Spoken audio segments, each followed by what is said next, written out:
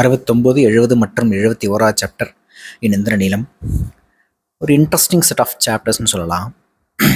துஷத்யும்னன் coming back to Dwarka. துஷத்யும்னன் எப்படி ருக்மிணிக்கு அந்த சீமந்தகத்தை அதுவும் பாமாக்கிட்டேருந்து வாங்கி தர போகிறான். அவருடைய பர்மிஷனோடையே விதர்ப்பினிங்கிறது தான் வரிசையாக விழிக்கப்படுகின்ற ஒரு சொல்லா இருக்குது ருக்மிணியை. அதே மாதிரி ஒவ்வொரு நாட்டு அரசி, மற்ற நாட்டு அரசி கைகை, பத்ரை அப்படின்னு இன்னொரு கிருஷ்ணனுடைய ஒய்ஃப் இன்ட்ரடியூஸ் ஆகிறாங்க 70வது சாப்டரில் இன்ஃபேக்ட். ஸோ இந்த மாதிரி இன்ட்ரெஸ்டிங்கான சீக்வன்ஸ் நடக்குது. 69வது chapter I think it's basically பிருகத்சேனரோட முடிகிறாங்க. ஆக்சுவலாக ஹவு கிருஷ்ணன் ஒன் லக்ஷ்மணை அப்படிங்கிறது சொல்லி முடிக்கப்படுது. 69வது சாப்டர் ஒரு கட்டத்துக்கு மேலே திடுதுப்புன்னு எல்லாத்தையும் முடிஞ்சிருது. சின்ன போர் நடக்குது, அங்கே கிருஷ்ணன் ஈஸியாக அந்த பொரியை தட்டிட்டு போயிடுறான். It all happened within a particular chapter. டபக்குன்னு ஓடின மாதிரி இருந்தது. So yes, I mean obviously we have to come back and then look at all the other 8 heroines as well. Heroines of Ilaiyadavan. அதெல்லாம் போகிறதுக்கான டைம் வேணும்னு சொல்லி டக்குன்னு முடிச்சிட்டான்னு நினைக்கிறேன். ஸோ 69 சாப்டர் முடிஞ்சு துஷத்யும்னனுடைய அரசு சூழ்தலுடைய உச்சத்தை காமிக்கிற ஒரு சாப்டராக தான் 70ம் சரி 71வது சாப்டரும் இருக்குது. முக்கியமாக 71வது chapter I was just waiting for it. இந்த இடத்துல இந்த இலக்கிய தகுதி அது இது எல்லாத்தையும் ஓரங்கட்டி வச்சுட்டு எப்படி ஒரு ரைட்டர் ஒரு வாசகனை கன்வின்ஸ் பண்ண போகிறாரு. ரொம்ப இக்கட்டான சூழ்நிலை. அதாவது சத்யபாமா பற்றி நம்மளுக்கு அவ்வளோ இன்ட்ரடக்ஷன் எவ்வளவோ சொல்லியாச்சு. சத்யபாமா யார், அவளுடைய பிடிவாத குணம் என்ன, எதுக்கெடுத்தாலும் ஒரு ஷார்ட் டெம்பர்ட் கேரக்டர், எனக்கு இதுதான் வேணும்னு அட்டம் பிடிச்சி வாங்கக்கூடிய ஒரு டாமினண்ட்டான ஒரு அரசி. அவள் எப்படி how is she going to let go of that Syamantakamani to rest and all அரசிகள்ஸ் கழுத்து அப்படிங்கிற மாதிரி நான் ரொம்ப யோசிச்சுட்டு இருந்தேன். எப்படா பண்ண போகிறாரு அப்படின்னு சொல்லி. அந்த இடத்துல துஷத்யும்னனுடைய கேரக்டரை கரெக்டாக அதுக்கேற்ற மாதிரி கொண்டு போய் அதுக்கு முன்னாடி லக்ஷ்மணை இன்ட்ரடியூஸ் பண்ணி பத்ரையை இன்ட்ரடியூஸ் பண்ணி ஒரு சின்ன எகென் அண்ட் எகென் குளத்தை வச்சும் அதே நேரத்தில் இந்த டாமினண்ட்டான ஒரு கேம் இருக்குல்ல, அந்த டாமினன்ஸ் கேம் இருக்குல்ல, அந்த டாமினன்ஸ் கேமை வச்சும் விளையாடி அதை அழகாக கொண்டு போகிறாரு. எப்படியோ சத்யபாவும் ஒத்துக்கிட்டா. Okay, I am ready to give. இந்த கடைசியில் 71வது சாப்டரில் கடைசியில் எனக்கு தோணுன ஒரு விஷயம் இருக்குது. அதை நான் கடைசியில் தான் சொல்ல போகிறேன். It's very beautiful thing. நான் நம்புகிறேன். ஆக்சுவலாக எனக்கு டக்குன்னு சோஷியல் நெட்வொர்க், மார்க் ஜக்கர்பர்க், அந்த சோஷியல் நெட்வொர்க் படத்தில் வரக்கூடிய ஒரு ஐடியா ஞாபகம் வந்தது ஆக்சுவலாக.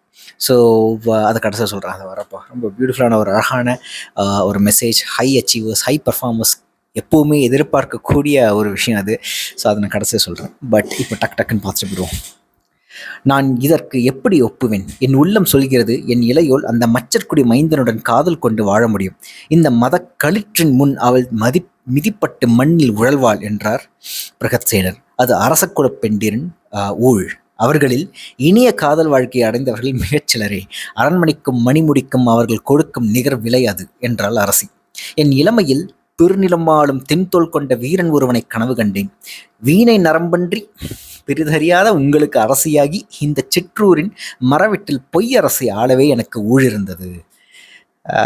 இது லக்ஷ்மணோட அம்மா சொல்லக்கூடிய she is always pushing for மகதம்கிட்ட நம்ம பொண்ணு போட்டோம், 18வது ஒய்ஃபோ 19வது ஒய்ஃபோ இல்லை எங்கேயோ போய் சும்மா உட்கார போகிறாலோ என்னமோ, இட்ஸ் குட் ஃபார் ஹர் அப்படிங்கிற மாதிரி ஒரு பேரரசுக்கிட்ட போகிறா.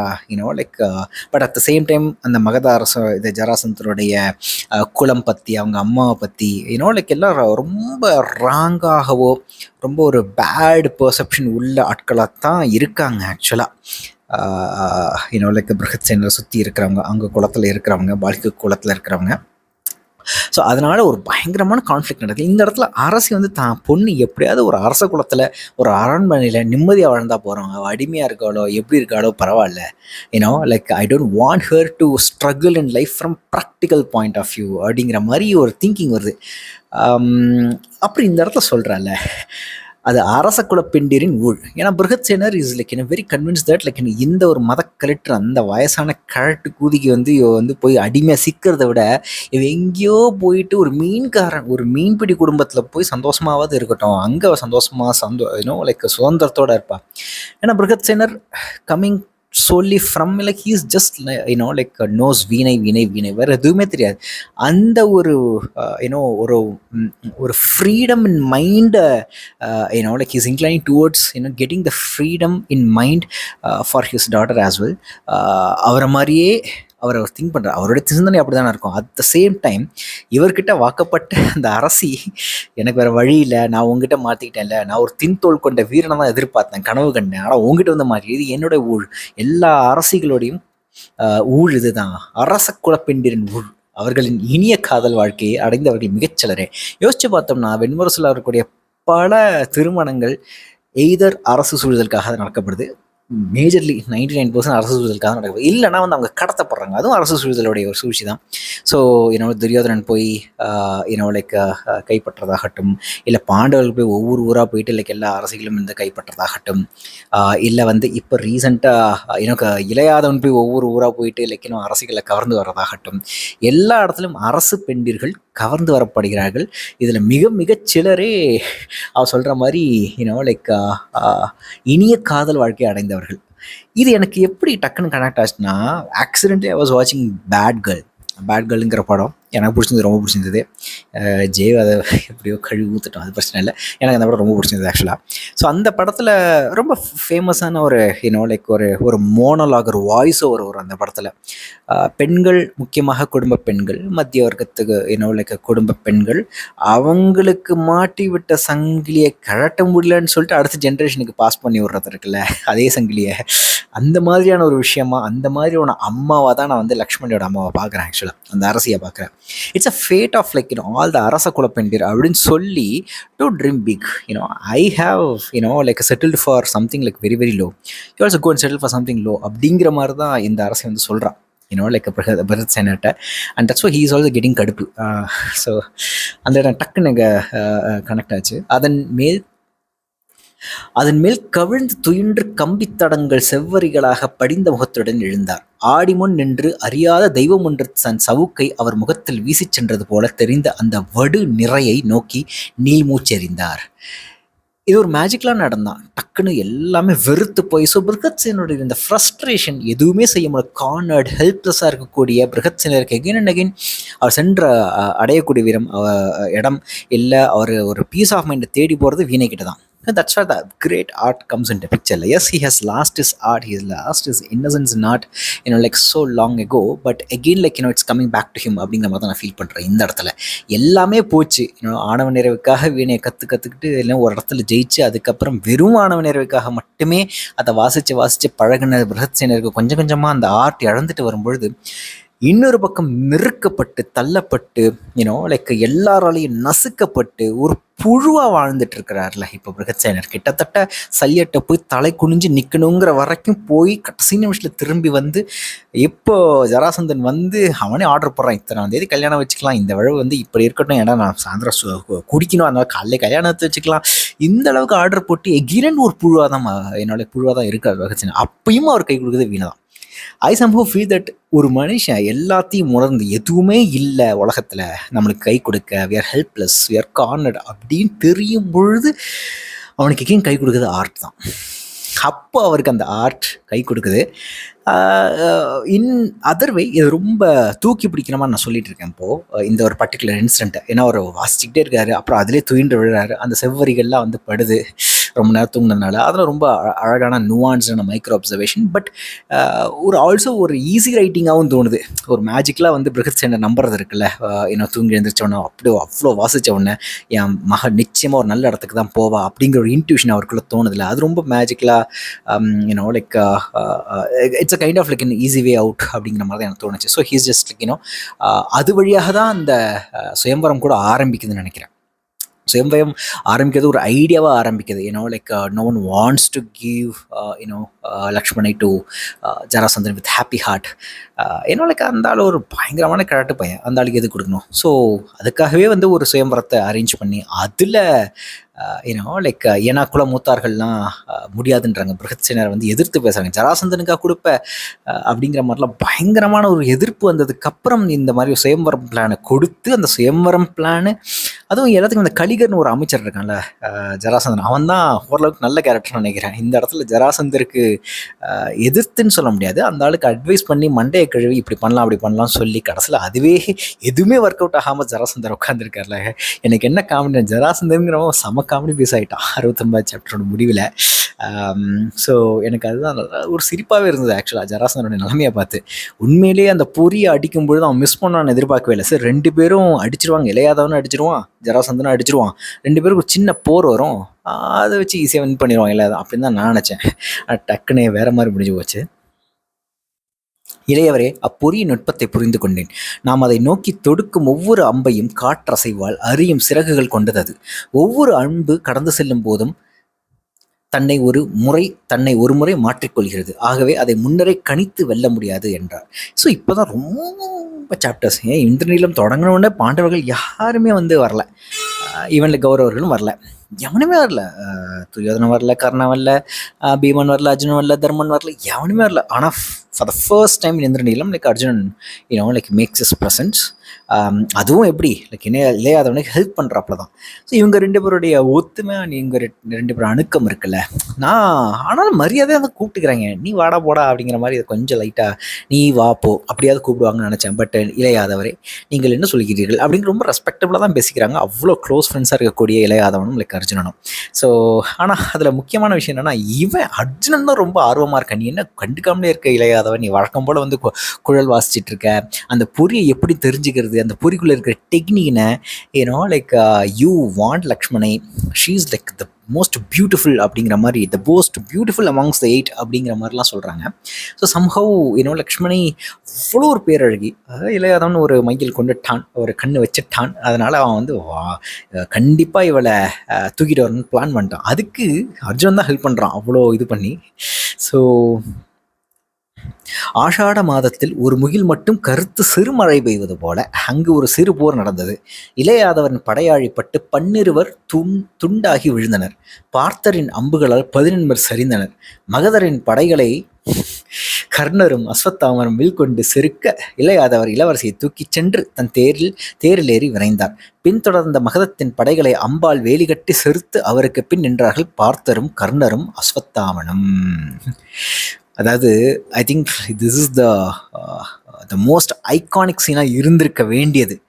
இது இன்னும் பயங்கர ஒரு எமோஷ்னல் பீக்கு கொண்டு போயிருக்கலாம், ஒரு பயங்கர ட்ரமாட்டிக் ஒரு மோமெண்ட் நான் நம்புகிறேன். ஏன்னா almost for the first time I guess, if I'm not wrong, ஒரு காமன் எனிமி கிடச்சிட்டான். இங்கே இருக்கிற எல்லாருக்கும் சேர்த்து, இன்னும் பிரிஞ்சு இருக்கக்கூடிய கசின் பிரதர்ஸ் எல்லாரையும் சேர்த்து, இன்க்ளூடிங் கர்ணன், கசின் பிரதர்ஸ்ன்னு சொல்ல முடியும். இங்கே துரியோதனன் வரல ஆப்வியஸ்லி, பட் ஆனால் யார் யாரெல்லாம் இருக்கா, மும்முனை வில்லாளர்களான அர்ஜுனன், அஸ்வத்தாமன், கர்ணன் 3 பேரும் இளையாதவனுக்கு ஹெல்ப் பண்ணுறாங்க மகதத்தை எதிர்த்து. ரைட், தட்ஸ் அனைத்து வில் வல்லவர்களும் சேர்ந்து 3 வில் வல்லவர்களும் சேர்ந்து இளையாதவனுக்கு சப்போர்ட் பண்ணுறது இருக்குல்ல, இட்ஸ் அன் ஐகானிக் சீன். இந்த இடத்துல இன்னும் அழகாக எக்ஸ்பேண்ட் பண்ணிருக்கலாம் தோணுது. எனக்கு என்னன்னு தெரில, ஜே நிறைய சாப்டர்ஸில் தேவையில்லாத விஷயங்களை எக்ஸ்பேண்ட் பண்ணி சொல்கிறாரு அப்படிங்கிற மாதிரி. இந்த world building is very important, புறவைய விவரணைகள் எல்லாமே இம்பார்ட்டன்ட், பட் அது more than necessary or more than the required அமௌண்ட்டுக்கு மேலே நிறைய சாப்டர்ஸில் போனதுங்கிறது என்னுடைய எண்ணம்.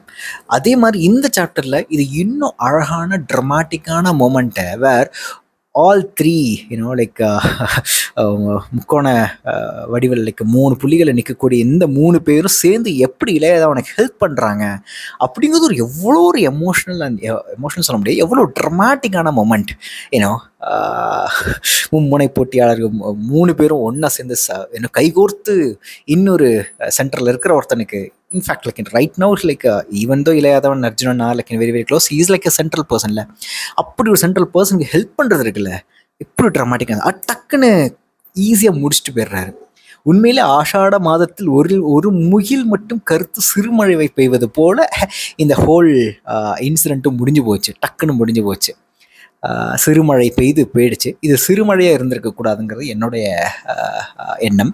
இதையே குறைந்தபட்சம் ஒரு அரை சாப்டருக்காவது விவரித்து எப்படி கிருஷ்ணனும் கர்ணனும் அர்ஜுனனும் கர்ணனும் அஸ்வத்தாமனும் ஒரு ஆயுத எழுத்துல வர மாதிரி ஒரு முக்கோண புள்ளியில் நின்றுக்கிட்டு அவங்கவுங்க ஒருத்தர் பார்த்துக்கிட்டு ஒரு சிரிப்புடனும் ஒரு கோஆர்டினேஷனுடன் எப்படி மகதத்தோட மொத்த படைகளையும் அப்படி எதிர்த்து வரும்பொழுது எதிர்த்து நிற்கிறாங்க அப்படிங்கிற ஒரு ட்ரமாட்டிக் சீன் எக்ஸ்பிளைன் பண்ணியிருக்கலாமே. ரொம்ப feel that it's a lost potential, ஒரு மிஸ்டு ஆப்பர்ச்சுனிட்டி மாதிரி தான் எனக்கு தோணுது. ஒரு பியூட்டிஃபுல்லான ஒரு எக்ஸ்பீரியன்ஸை கொடுத்துருக்கலாம் அந்த சீன் இன்னும் கொஞ்சம் விவரித்து, especially from these triangular point of view. அரசி முகமன்கள் என்பவை இரு காட்டு எருமைகள் சந்தித்துக் கொள்ளும் போது கொம்புகளை மெல்ல தட்டிக் கொள்வது போல என சூதர்கள் சொல்வதுண்டு என்றான். உடல் அதிர நகைத்தபடி கொம்பு இல்லாத எருமை என்ன செய்யும் என்றாள் லக்ஷ்மணி. திருஷ்டத்யும்னன் கொம்பற்றவை முன்னரே தலை தாழ்த்தி தங்களுக்கு கொம்பு இல்லை என்பதை சொல்லிவிட வேண்டியதுதான் என்று சொல்லி சேர்த்தான். நான் எப்பவுமே சொல்றது ஒன்று, வெண்முரசில் very rarely we have a chance to laugh out loud. In fact என்னன்னு தெரில, மேபி நான் படிக்கிற டெக்ஸ்ட் எல்லாமே சின்ன வயசுலேருந்தே அப்படி தான் நினைக்கிறேன். It's very rare in any literature text to laugh out loud. ஒரு மிகப்பெரிய நகைச்சுவை கட்டுரை அப்படின்னு படிக்கும்பொழுது கூட, ஏன்னா இலக்கியத்துலேயோ இல்லை எழுத்துலன்னு சொல்ல முடியாது, many people try lot of jokes. அந்த லைக் நகை உணர்வுலேயே, இந்த நகைச்சுவை உணர்வுலேயே நிறைய வகைகள் இருக்குல்ல.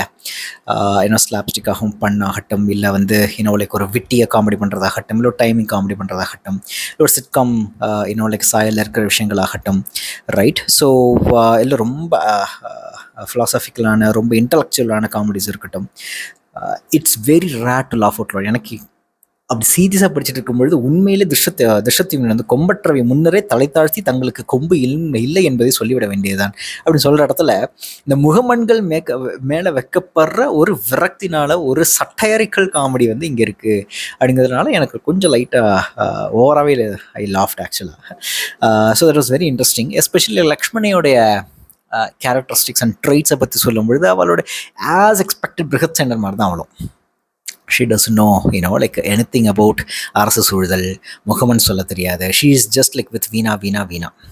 Only good thing is like Brihatsenar அதை ஒரு ஆணவ நிறைவுக்காக கற்றுக்கிட்டு அதுக்கப்புறம் அதில் பயங்கரமான தேர்ச்சியும் பெற்றிருந்த ஒருத்தராக இருந்தார். ஆனால் இங்கே லக்ஷ்மணி ஒரு பியூர் சோலாக, ஒரு இன்னசென்ட் சோலாக உட்காந்துருக்கா. அவளை ஹெல்ப் பண்ணுறதுக்கு பத்திரை இருக்கா. ஸோ அவ்வளோதான் இதில் ஒரே டிஃப்ரென்ஸு. So yeah, great.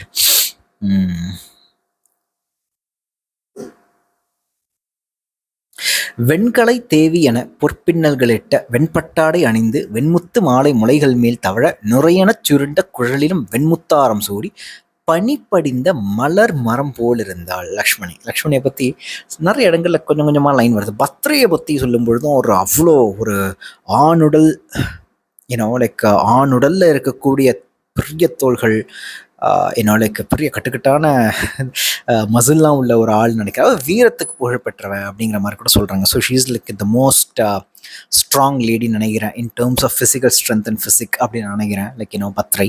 ஆனால் பத்ரை சப்போர்ட் பண்ண சொல்ல முடியாது. லைக் லக்ஷ்மணை அண்டி வாழறது பத்ரை நம்பி தான். ஸோ கிட்டத்தட்ட கொஞ்சம் அடங்கி தான் இருக்கா லக்ஷ்மணி. வேணா அவளுக்கு வேறு எதுவுமே கிடையாது. ஸோ வீணை தவிர்த்து வேறு எதுவும் கிடையாதுனால பத்ரையும் லக்ஷ்மணியும் ஒரு கூட்டாக தான் இருக்காங்க எப்போவுமே. பட் லைக் இதில் சொல்லப்படுற இந்த ஒரு அழகான ஒரு அனலாஜி எனக்கு பிடிச்சிருந்தது. ஃபுல் அண்ட் ஃபுல் வெண்கலை தேவி என பொற்பின்னல்களிட்ட வெண்பட்டாடை அணிந்து வெண்முத்து மாலை முளைகள் மேல் தவழ நுரையென சுருண்ட குழலிலும் வெண்முத்தாரம் சூடி பனிப்படிந்த மலர் மரம் போல் இருந்தாள் அப்படின்னு லக்ஷ்மணன் சொல்கிற அந்த இடம் நல்லா அழகாக இருந்தது. சற்று நேரம் கழித்தே அவையில் இருந்த அமைதியை உணர்ந்த ஒவ்வொருவரும் தங்கள் நிலை மீள அவை பெருமூச்சுகள் நாகக்கூட்டம் என சீரும் ஒசையுடன் விழித்தெழுந்தது. அதன் பின் ஒருவரும் சியமந்தகத்தை நோக்கவில்லை. அந்த விழி அங்கு திறந்திருப்பதை அவர்களின் உடலில் ஒவ்வொரு கணம் உணர்ந்த போதும் முகங்கள் பெரிதொரு பாவனையை காட்டின. அங்கிருந்த எந்த மானுடரையும் விட பெரியதாக அந்த மணி திகழ்ந்தது. இந்த இடத்துல பத்திரை ஃப்ளாஷ்பேக் சொல்கிறா.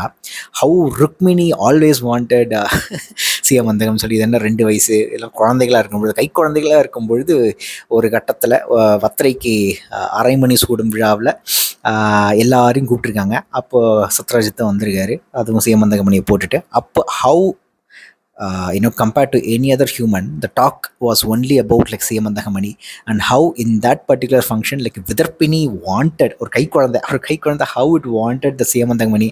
சத்யராஜ் ரொம்ப பெருமையோட லைக் குழந்தை ஒன்று கேட்குதுன்னா யூஸ்வலாக கொடுத்துருவோம்ல. ரொம்ப விலையுயர்ந்த பொருள்னா அந்த குழந்தையோட அப்பா அம்மாலாம் வந்து கொஞ்ச நேரம் வச்சுக்கிட்டு அதை எப்படியாவது நைஸ் பண்ணி வாங்கி திரும்ப வந்து கொடுத்துருவாங்க. ஸோ அந்த ஒரு நம்பிக்கையெல்லாம் சத்யராஜ் கொடுத்துருக்காரு நினைக்கிறேன் சியாமந்தாமணி. என்னடா டப்புன்னு எடுத்து கொடுத்துட்டாரு அப்படிங்கிற மாதிரி எனக்கு தோணுச்சு.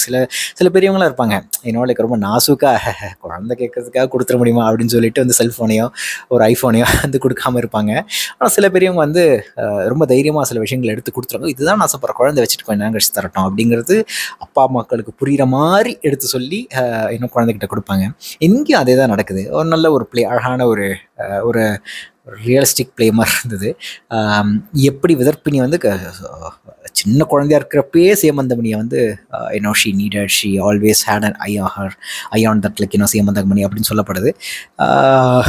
அவ்வளோ பெரிய ஸ்ட்ராங்கான ஆர்குமெண்ட்டான்னு தெரில. பட் ஆனால் இந்த ஒரு ஸ்மால் இன்சிடெண்ட்டை வச்சு 71ஆம் சாப்டரில் துஷத்யும்னன் விளையாடுற விளையாட்டுருக்கே உண்மையிலே இன்ட்ரெஸ்டிங்காக, ரொம்ப கன்னிங்காக, ஒரு பிரெயின் வாஷ் பண்ணணும்னா எப்படி பண்ணணும் அப்படிங்கிறது ரொம்ப சூப்பராக சொல்லப்பட்டிருக்கு. இப்படி தான் இருக்கும்னு எனக்கு தெரியும். இன்னும் ஒரு கன்வீனியன்ட் ரைட்டிங்னு சொல்ல முடியாது இதை, but somehow it was convincing. எனக்கு அதான் நான் யோசிச்சுட்டு இந்த எப்படி இதை கன்வின்ஸ் பண்ண போகிறாரு சத்யபாமாவை. அந்த கடைசியில் நான் சொன்னேன்ல ஒரு ஐடியா இருக்குன்னு, அந்த ஐடியாவுக்கு நான் கடைசியில் வரேன். அந்த idea stands out like on how Drishyathuman convinced Satyabama like to give this like Siyamandagamani to everyone. In fact 8 பேருக்கும் கொடுக்கணும் அப்படிங்கிறது தான் பாயிண்டே இருக்கு. திருஷ்யத்யும்னன் அரசி சீமந்தகத்தை அளிப்பதற்கு இன்னும் யாதவ அரசி ஒப்புக்கொள்ளவில்லை என்றான். அவளை ஒப்புக்கொள்ள வைக்க மும்மால் முடியும் என்று நான் அறிவேன். நீர் அரசு சூழல் கலையறிந்தவர், துரோணரின் மாணவர், எவ்வண்ணமேனும் அதை பெறுவீர். ஒருபோதும் அது ருக்மிணிக்குரியதாகாது. அதை முன்னரே உமக்கு உணர்த்த விரும்புகிறேன் என்றாள் பத்ரை. ஆணை என்றான் திருஷ்யத்யும்னன். இவன் எவ்வளோ பேர் ப்ராமிஸ் கொடுக்குறான், எல்லாருக்கும் ப்ராமிஸ் கொடுத்து ஐ மீன் லைக். ஆனால் எல்லா அரசிகளும் இவன்ட்ட ரொம்ப கிராண்டடாக நானே போய் செஞ்சுட்டு வா அப்படிங்கிற மாதிரி தான் சொல்கிறாங்க. So in none of the places like he can just say like no I can't do it, no this is not my job, அது மாதிரிலாம் சொல்ல. எல்லாத்தையும் ஆணை குடிச்சிட்டு வந்துடுறான், எல்லாத்தையும் நிறைவேற்றவும் செய்கிறான். அண்ட் இந்த நிறைவேற்றுறது இந்த பிரெயின் வாஷிங் நடக்குதுல்ல சத்யபாமா டைம், பிரெயின் வாஷிங்னு சொல்ல முடியாது ஆக்சுவலாக. அங்கே தான் தி பவர் ஆஃப் ஒரு பிரில்லியன்ட் ரைட்டர் கம்ஸ் அவுட்னு நினைக்கிறேன். ஏன்னா நான் என்ன நினச்சேன்னா நிறைய சுற்றி வளர்ச்சி தான் பேசணும்னு நினச்சேன். உண்மையிலே கடைசியில் பாமாவை கன்வின்ஸ் பண்ணும்போது திருஷ்யத்யும்னன் நான் உங்களுக்குலாம் ஆணையும் கொடுத்துட்டேன், உங்களுக்கும் இது கரெக்டாக இருக்கும், ஸோ ஒரு வின் சுச்சுவேஷனாக தான் இது இருக்க போகுது அப்படின்னு கன்வின்ஸ் பண்ணுறான்ல. ரொம்ப ஹானஸ்டாகவும் இருக்கும் Dhrishtadyumnan. He is not like trying to completely tell lies or something. கிடைக்கிற சின்ன இன்சிடென்ட்டை எடுத்து லைட்டாக அவனுக்கு ஏற்ற டைரக்ஷனை சத்யபாமா 71ஆம் சாப்டரில் கொண்டு போய் at the same time what he promise to every one அப்படிங்கிறத ரொம்ப தெளிவாக ஹானஸ்டாக எடுத்து சொல்லி and why it will be a win situation அப்படிங்கிற மாதிரி. ஏன்னா at the end of the day he should not cheat Sathyabama, அதுவும் மைண்டில் இருக்குது. ஸோ எல்லாருக்கும் ப்ராமிஸ் கொடுத்தாலும் சத்யபாமா அவன் சீட் பண்ணக்கூடாது. ஏதாவது போய் சொல்லி அவன்கிட்ட எப்படியாவது வாங்கிட்டு வரணுங்கிறதும் அவனோட எண்ணம் இல்லை. ஸோ இட்ஸ் அ பியூட்டிஃபுல் ஒரு பேலன்ஸ்டான ரைட்டிங்காக எனக்கு பட்டுச்சு ஆக்சுவலாக. I was like so surprise actually. உடல் அசைவுகளால் மானுடன் காலத்தை சமைத்து கொண்டிருக்கிறான் என்று துரோணர் சொல்வதுண்டு. அசைவற்ற உடல் காலத்தை அசைவற்றதாக்குகிறது. அசைவற்ற உடலை அசைக்க உள்ளம் கொள்ளும் முயற்சியை வென்றால் அதுவும் அசைவிழந்து உடல் மேல் படிவதை காணலாம், கற்சிலை மேல் படியும் ஆடை போல. பின்னர் வெறும் வண்ணப்பூச்சாக ஆகிவிடுகிறது. உள்ளத்தை வெல்ல உள்ளத்தால் முயல்பவன் யோகி. அவர்களின் வழிகள் பல. உள்ளத்தை உடலால் வெல்ல முடியும் என அறிந்தவன் வீரன். மாபெரும் யோகிகள் அடையாத உச்சங்களை எளிய வீரர்கள் சென்றடையலாகும். துரோணர் விழிமூடி தன்னில் மூழ்கியவர் என சொல்லெடுத்துக் கொண்டிருந்தார். சத்யபாமா பார்த்து உட்காந்து பேசுறதுக்கு முன்னாடி இருக்கக்கூடிய அந்த ஒரு ஆக்வர்ட் சைலன்ஸை தான் இப்படி எக்ஸ்பிளைன் பண்றாரு. She expects him to talk so that it is easy for her to initiate the conversation. At the same time like Drishyathuman வேணுனே சைலன்ஸை மெயின்டைன் பண்ணுறான் அவளை பேச வைக்கிறதுக்காக. ஒரு அகெயின் ஒரு மானுட உள்ளங்கள் புரியும் அழகான ஒரு நாடகம் அங்கே நடக்குது ஆக்சுவலாக. ஒரு பியூட்டிஃபுல் பிளே.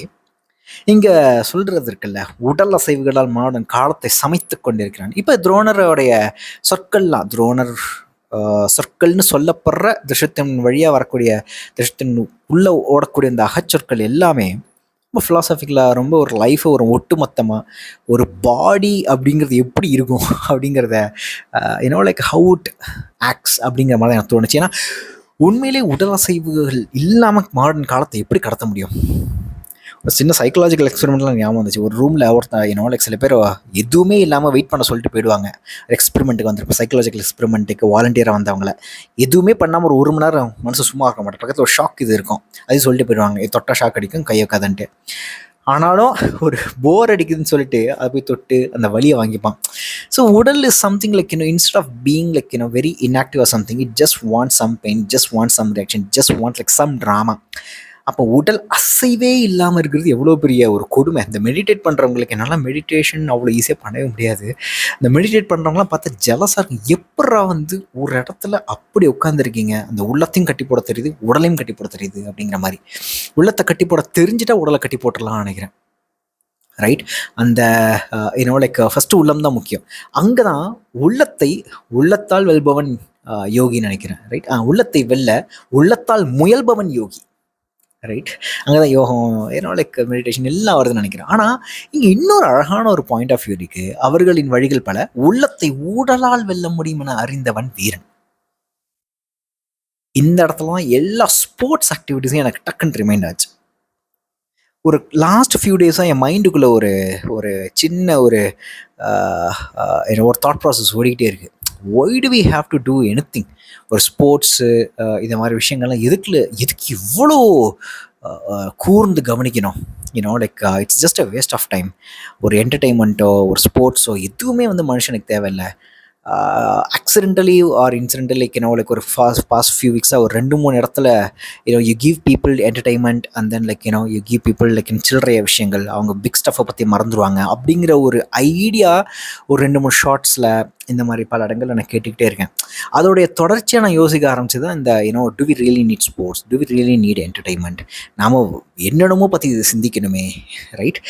ஒரு பிஸ்னஸ் தொடங்குறதாகட்டும், இல்லை ஒரு ஆர்ட்டை பற்றி பேசுகிறதாகட்டும், இல்லை பெரிய சயின்ஸ் அண்ட் டெக்னாலஜி பற்றி அதுதானே நம்மளுடைய இதுவாக இருக்கணும். எதுக்கு ஸ்போர்ட்ஸ் என்டர்டைன்மெண்ட்லாம் அப்படிங்கிற மாதிரியே ஒரு தாட் ஓடிட்டு இருந்தது. ஆனால் இந்த ஒரு லைன் படித்த உடனே and again like coincidentally like I started reading Ashwin's biography I have the streets, just like started yesterday or like day before yesterday. ஒரு 2 சிட்டிங் தான் பேருக்கு. ஸோ ஒரு மாதிரி I tend to like associate everything happening with respect to my reading and my thought process and my life. So இந்த ஒரு லைனும் அப்படி தான் நான் கனெக்ட் பண்ணிக்க பார்க்குறேன். உள்ளத்தை உடலால் வெல்ல முடியும் என அறிந்தவன் வீரன் அப்படிங்கிறது இருக்குல்ல, இது துரோணர் சொல்கிற சொல். உண்மையிலே படகள பயிற்சிக்கலாம் தான் அவர் சொல்கிறார். இதை நான் எக்ஸ்டெண்ட் பண்ணி ஸ்போர்ட்ஸுக்கு நான் எடுத்துக்கிறேன். இப்போ அஸ்வின் மாதிரியான ஒரு கிரிக்கெட்டர், ஒரு பேஷனேட் கிரிக்கெட்டர், அவருடைய இளமை காலத்தெல்லாம் படிக்கும், சைல்ட்ஹுட் டேஸ்லாம் படிக்கும்போது அவ்வளோ ஸ்ட்ரகிள்லையும் அந்த பேஷன் அவர் தூக்கிட்டு போகுது. Almost like he is winning every thing, right, and becoming a great cricketer of the the modern time, like in the first 25 years of the 21st century.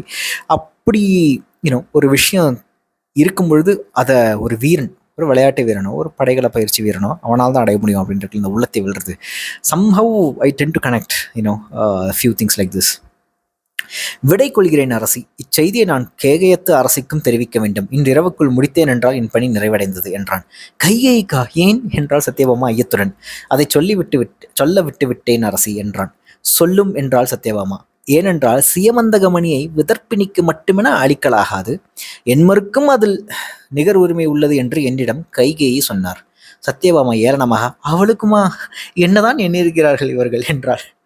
அரசி, அவர்கள் அனைவரும் துவாரக அரசியர் அல்லவா என்றான் திருஷ்டத்யும்னன்.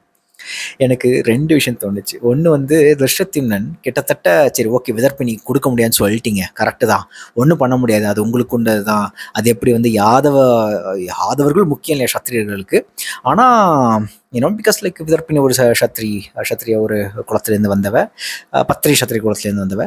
ஸோ விதர்ப்பினிக்கு யாதவர்கள் முக்கியம் இல்லை, ஆனால் யாதவர்கள் வைத்திருக்கின்ற அந்த சியமந்தகமணி மட்டும் முக்கியமா அப்படிங்கிற மாதிரி சத்யபாமா பயங்கரமாக திருஷ்டத்யும்ன்ட்டு ஆர்கியூ பண்ணி, திருஷ்டத்யும்னன் இந்த இடத்துல கிளம்புற மாதிரி கிளம்பி, சரி okay it's okay, I mean I'll just go tell Kaikeyi as well. அப்போ தான் அந்த நியூஸை உடைக்கிறான். நான் கைகையும் பார்த்தா அவளும் கேட்டிருக்கா அப்படிங்கிறது. அப்போ தான் என்ன சொல்கிறது, இது ஒரு எகெயின் ஃபிக்ஷனில் ரொம்ப எளிமையாக இன்னும் ஒரு ட்விஸ்ட்டை கொண்டு வர வைக்கிறதுக்கான ஒரு இன்னும் லைக் ஒரு டேர்னிங் பாயிண்ட் அப்படின்னு சொல்லலாம். அந்த ஒரு டேர்னிங் பாயிண்ட்டை கரெக்டாக அவர் அங்கே யூஸ் பண்ணுறாருன்னு நினைக்கிறேன். It's very easy. அப்படியா ஒரு மிரட்டுற மாதிரின்னு சொல்ல முடியாது. It's just like opening a new information to divert the opposite person. அந்த டைவர்ட் பண்ணுற அதனால தான் she also has to believe that Drishyatyumnan is also okay to go back and tell like no, Satyabama told that she can't give அப்படிங்கிற ஒரு mind set Drishyatyumnan இருக்குங்கிறத அவன் காமிக்கிறதுக்காக okay Bhama whatever you told make sense, I just go and convey them அப்படிங்கிற மாதிரி எழுந்திருக்கும் போது இந்த விஷயத்தை போட்டு உடைக்கிறான். அதுக்கப்புறம் new series of conversation start ஆகுது. அதுக்கப்புறம் தான் அவனுடைய ஆக்சுவல் ரீசனிங் ஆக்சுவல் லைக் ஒரு வெப்பன் மாதிரி வச்சுக்கலாம். அவன் வச்சிருக்கிற ஆர்கியூமெண்ட்ஸ், அவன் வச்சிருக்கிற லைக் ஒரு பிரெயின் வாஷிங் டெக்னிக்ஸ்லாம் அதுக்கப்புறம் தான் ஆரம்பிக்கிறான். ஸோ என்னென்ன பாயிண்ட்லாம் கரெக்டான இடத்துல எடுத்து சொல்லணுமோ அதெல்லாம் கரெக்டாக எடுத்து சத்யபாமா ஃபஸ்ட்டு கிண்டில் பண்ணிக்கிட்டே இருக்கான். அவளை ஃபஸ்ட்டு ரொம்ப உச்சத்துக்கு கொண்டு போகிறான். ஒரு கோபத்தோட உச்சத்துக்கு கொண்டு போயிட்டு அதெல்லாம் ஒத்துக்கிட்டு கிளம்பி போகிற மாதிரி எழுந்திருச்சு. அப்போ அந்த புது சீரீஸ் ஆஃப் கான்வர்சேஷன் எடுத்து ஆரம்பிக்கிறான்ல. இங்கே தான் like I mean it stands out like definitely right. So அதுதான் நான் எதிர்பார்த்தேன். So it was brilliantly done அப்படிங்கிற மாதிரி எனக்கு தோணுச்சு. ரொம்ப கன்வின்சிங்காக இருந்தது படிக்கும். நாளை மாலை அரச பேரவையில் விதர்ப்பினி சேமந்தகத்தை சூடுவதற்கு முன்னதாகவே இந்த அடுத்த பேராகிராஃப் போகிறதுக்கு முன்னாடி எனக்கு இன்னொன்றும் இந்த இடத்துல நான் சிரித்தேன். ஏன்னா சத்தியபாமா விடலாம் ரீடர்ஸ்க்கே தோணுன்னு நினைக்கிறேன். அவளுக்கும் ஆசை இருக்கா? ஏண்டா என் குளத்தில் எங்கள் அப்பா வச்சுருந்த சேமந்தகமணி எவ்வளோ பேரா ஆசைப்படுவீங்க அப்படிங்கிற மாதிரி சத்யபாமாக்குள்ளே ஓடுற ஒரு இன்னர் வாய்ஸ் இருக்குல்ல, அது எனக்குள்ளேயும் வந்துச்சு. எவ்வளோ பேரா ஆசைப்படுவீங்க அப்படிங்கிற மாதிரி. அவளுக்குமா என்னதான் நிர்ணயிக்கிறார்கள் இவர்கள் அப்படிங்கிறது எனக்குமே தோணுச்சு. ரைட். இட்ஸ் லைக் உன் வீட்டில் இருக்கிற உன் பொருளை மீதி இருக்கிற முக்கியமாக பங்காளி ஆட்கள் மாதிரி என்ன சக்காலத்திகள் எல்லாருமே ஆசைப்படுறது இருக்குல்ல, அது எந்த விதத்தில் நியாயம்? எனக்கு என் மைண்டில் என்னால் போட்டு பார்த்துக்கவே முடியல ஆக்சுவலாக. ஸோ பட் அங்கே திருஷ்யத்யும்னன் சொல்லக்கூடிய நீங்கள் 8 பேர் யாதவ அரசிகள் எல்லாமே கருவூலத்துக்கு சொந்தம், யாதவ அரசருடைய கருவூலத்துக்கு சொந்தம், ஸோ எல்லாமே பொது தான் அப்படின்னு சொல்கிறது இருக்குல்ல. ஸோ அந்த வழியாக எப்படி முறைமைகள் வச்சும் குளங்களை வச்சும் லைக் எப்படி பிரெயின் வாஷ் பண்ணுறது ரெஸ்ட் ஆஃப் த சாப்டர். நாளை மாலை அரச பேரவையில் விதர்ப்பினி சேமந்தகத்தை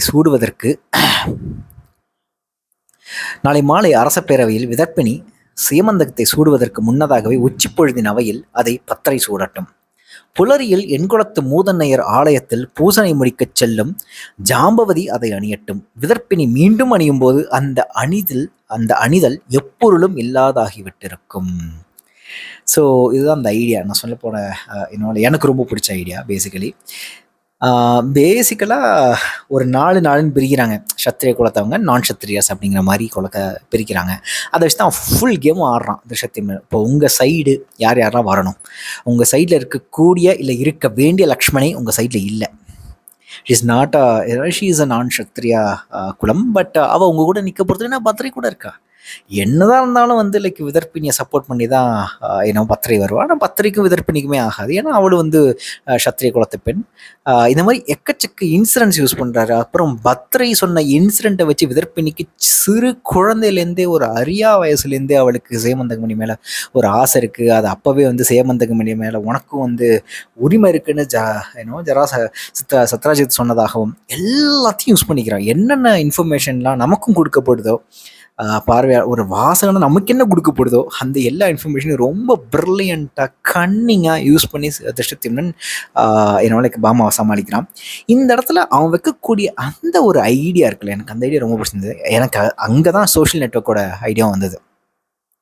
ஸோ சோஷியல் நெட்வொர்க்கில் மார்க் சக்கர்பர்க் ஃபீனிக்ஸ் கிளப்னு ஒரு கிளப்பில் சேரணும் ரொம்ப துடிப்பான். ஃபஸ்ட்டு சீன் ஆரம்பகட்ட சீன்லேயே ஏன் அந்த கிளப்பில் சேர துடிக்கிற அப்படின்னு சொல்லி கேர்ள் ஃப்ரெண்ட் கேட்பா. Because it's exclusive. The biggest thing about anything, the most hyped thing is just the exclusiveness. அந்த எக்ஸ்க்ளூசிவ்னஸ்னால மட்டும்தான் லைக் அதோடைய ஹைப்பு, அதோடைய மதிப்பு, அதோடைய எல்லாமே இருக்குது. ரைட். இந்த இடத்துல அவள் 8 பேருக்கும் இந்த சேமந்தகமணி போயிடுச்சு, it's common to all the 8 அரசியர்கள் அப்படின்னு ஆயிடுச்சு அப்படின்னா இட் லூஸ் இட்ஸ் ரெலவன்ஸ். அதனால் விதர்ப்பினி ஆசைப்படுறதாகட்டும், அதுக்கப்புறம் ஏன்னா இப்போ Bhama's hands also tied because like you know he is also telling the முறைமை, சத்திரிய முறைமை இப்படி தான் வந்து யாதவர்கள் இருந்தாகணும், வேறு வழி இல்லை அப்படின்னு சொல்லி இந்த முறைமைப்படி லைக் கருவூலத்துக்கு தான் சொந்தம், அப்போ சேமந்தன் எல்லாருக்கும் தான் சொந்தம், அப்போ விதர்ப்பினிக்கு மட்டும் போகிறதுனால எல்லாமே பட்டத்தரசி யார் அப்படிங்கிறது தான் இந்த போட்டி. இந்த பட்டத்தரசி போட்டியில் யார் யாரை வச்சுக்கணும், யார் யாரை சப்போர்ட் பண்ணணும், இந்த மாதிரியான எக்கச்சக்கமான லைக் அரசு சூழலெல்லாம் பேசிட்டு கடைசியில் அந்த exclusivity of the Syamantakamani should get drop down. Like அதுதான் கடைசியில் சொல்லக்கூடிய. ஏன்னா Satyabhama he can cheat, he also has to convince like Satyabhama in a very very logical way, also in an emotional way. So அவங்கெல்லாம் ஆசைப்பட்றாங்க இப்போ விதர்ப்பினிக்கு போகாமல் இருக்கிறதுக்காக you give it to every one, it will also show you that you are பெருங்கருணை கொண்ட ஒரு அரசி அப்படிங்கிறதும் உனக்கு ஒரு இமேஜாக உனக்கு கிடச்சிரும். அப்படிங்கிற மாதிரி அந்த எக்ஸ்க்ளூசிவிட்டியை எப்படி குறைக்கலாம் அந்த சேமந்தமணியை விட்டு. Like somehow this whole game is like stitched by like இளையாதவன் அப்படிங்கிற மாதிரி தான் சொல்கிறான் எகைன் அண்ட் அகெயின். ஸோ கிட்டத்தட்ட இந்திரநீலம் முழுக்க அந்த நீலமணியை பற்றி தான் பேசிகிட்டு இருக்கோம், ரைட்டு. அதுதான் அந்த இந்திர நீலமணி சேவந்தகமணியை பற்றி தான் அந்த ஹோல் நாவலுமே பிரதானமாக இருக்குது. அது யார் அடைய போகிறா அப்படிங்கிறது தான். ஏன்னா விதர்ப்பினியை பற்றி பேசும்பொழுது சின்ன வயசுலேருந்தே அவளுக்கு சேமந்தகமணியை பற்றின கனவுகள், லைக் வரதா ஒரு மிகப்பெரிய மூதனை மாதிரி வந்து அந்த சேமந்தகமணியை கொடுக்கறதாகட்டும் அவளுடைய கனவுல, இந்த மாதிரி எக்கச்சக்கமான இன்சிடென்ட்ஸ் வந்து வெறும் சேமந்தகமணியை சுற்றியே தான் இருக்குது. How it's going to lose it's relevance, it's just அ சாதாரண மணி அப்படிங்கிறது லைக் அதுதான் பார்க்கணும்னு நினைக்கிறேன். எனக்கு என்னன்னா ஜாம்பவதி ஒருத்தி தான் அந்த சேமந்தகமணியை கிருஷ்ணனை பார்த்ததுக்கப்புறம் இட்ஸ் ஜஸ்ட் அ சாதாரண மணி அப்படிங்கிற மாதிரி தூக்கி கொடுத்த மாதிரி எனக்கு ஒரு சின்ன நினைவு அந்த சாப்டர் படிக்கும் பொழுது. So somehow like people will start looking this Semandhagamani at the end of the day, at the end of the whole novel. I think like it's just like yet another money. We should not give like that much more importance. There are like much more like spiritual things to attain like more than this Semandhagamani அப்படிங்கிற மாதிரியான ஒரு ரியலைசேஷனுக்கு 8 அரசிகளும் வருவாங்களோ அப்படிங்கிறது என்னுடைய கணிப்பு.